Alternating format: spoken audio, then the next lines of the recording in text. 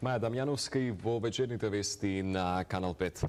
Маја, добро вечер. И она што може да се издвои како интересен податок е што ова германска компанија ја избира Македонија во конкуренција на еден Абу Даби. Да, токму така, германците не го избраа Абу Даби, ја избраа Македонија. А зошто токму Македонија, ќе одговори Виктор Мизо, директор на технолошко-индустриските развојни зони. Добро вечер, директоре. Добро вечер. 500 вработувања, 12 милиони евра инвестиција во Штип. Зошто токму германците ја одбраа Македонија? Многу интересно е она што го кажа и господинот, но и вие, дека Македонија победи во директна конкуренција со Абу Даби.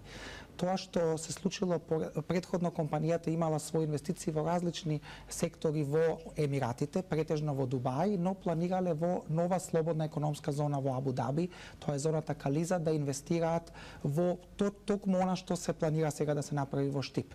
Проблемот со тоа што се соочиле во Абу Даби е дека повеќе од 2 години не успеале да добијат градежна дозвола, истовремено на неколку наврати локацијата која првобитна избрале била изменета и променета за некоја друга локација и едноставно инвеститорот навистина размислувал која е друга посоодветна локација наместо Абу Даби и нормално Македонија беше избрана во конкуренција од многу заеми во Југоисточна Европа.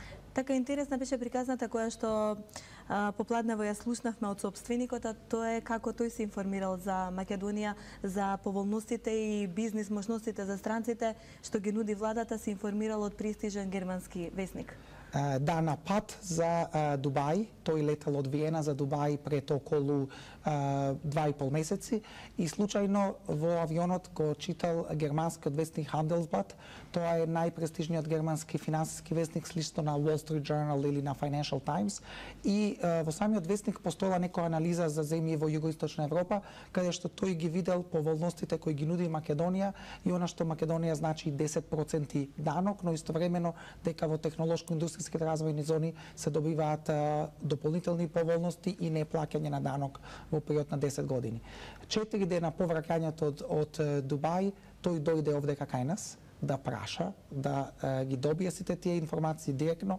Истовремено беше во контакти со локалната испостава на Германската стопанска комора во Македонија, сите оние средби со постоечки инвеститори, анализа на различни локации низ Македонија и на крај се одлучи за Штип, бидејќи навистина во Штип е најсоодветниот вид на работна сила, но истовремено најбрзо би можела фабриката таму да стартува. Така, што ќе произведува компанијата во Македонија? Собственикот најави дека сета она добивка која ќе ја остварат ќе биде реинвестирана во други сектори во Македонија.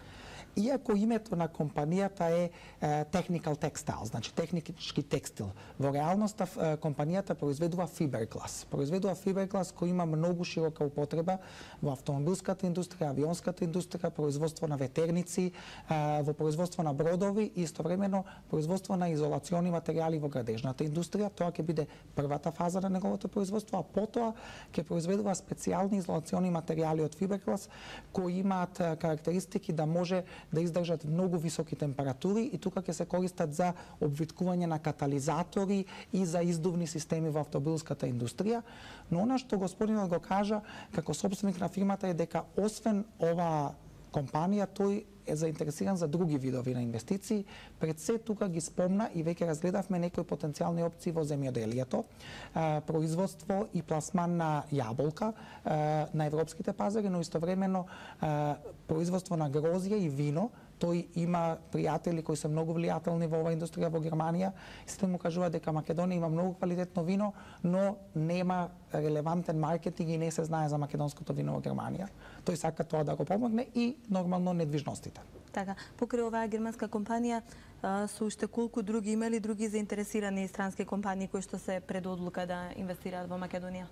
Можем да кажем дека во рамките на месец јуни имаме голем број на компании кои доаѓаат.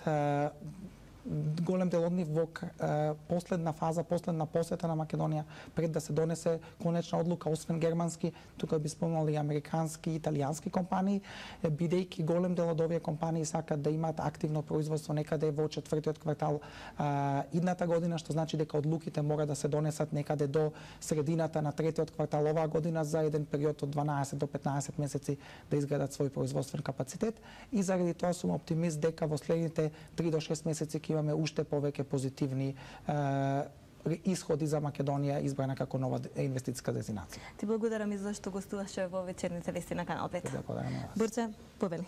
И благодарам.